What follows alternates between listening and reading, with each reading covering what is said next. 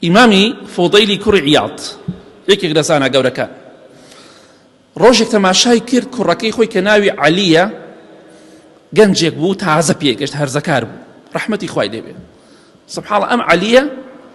گوێی لە ئاەتێکی قورئان بوو باسی جەهەنەمی دەکرد ڕۆحی دەرچوو وەفاتی کرد لە ترسی خوا وەفاتی کرد مناڵ بوو نەگەشت بۆ 14-15 ساڵ تەماشای کرد ئیمامی فۆدەیل کوڕەکەی خەریکی کڕین و فرۆشتنە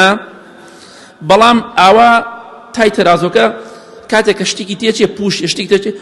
فوی لێکا و ئەیسڕێ وش بۆ ئەوەی هیچی پێوە نەمێنێ چکە لە قیامەتەوەی خەرتەلا خوێنرێتەوە ئاگاداری تەرازۆکەت بە پێغەمبەری خوا فەرمووی صلی الله عليه وسلم وإذا وزنتم فأرجحوا شتان بۆ خەڵکی کێشا قورس بیکێشن واتە چەند غرامێ قورس بیکێشە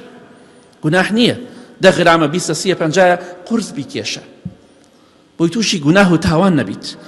ئەم گەنجە تازە پێگەیشتووە ئاوا فو دەکات لە تای تەرازۆکە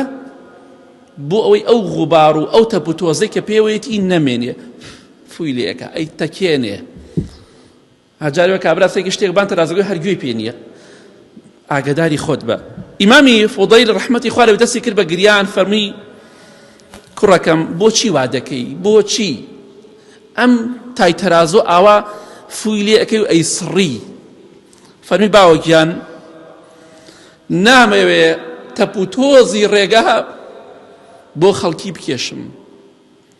نامەوێت تەپ و تۆزەکە بکێشم سبحان الله ئیمام فۆدەیل دەستی کرد بە گریان ڕەحمەتی خوای لێ بێ باوەکیان نامەوێت ئەو تەپ و تۆزە چۆتە بان تەرازۆکەم بیکێشم و بیدەم بە خەڵکی لەگەڵ ئەشیاکەدا دەمەوێت تەپ و تۆزی پێوە نەبێ دەتۆ ئاوا ئیماندار بە ڕازگەوە لە کەسابەتە من قەت لەگەڵ بێ وجدانیان نییە شت هەرزان فرۆشن دەستان خۆش بێ هەمووتان شت هەرزان فرۆشن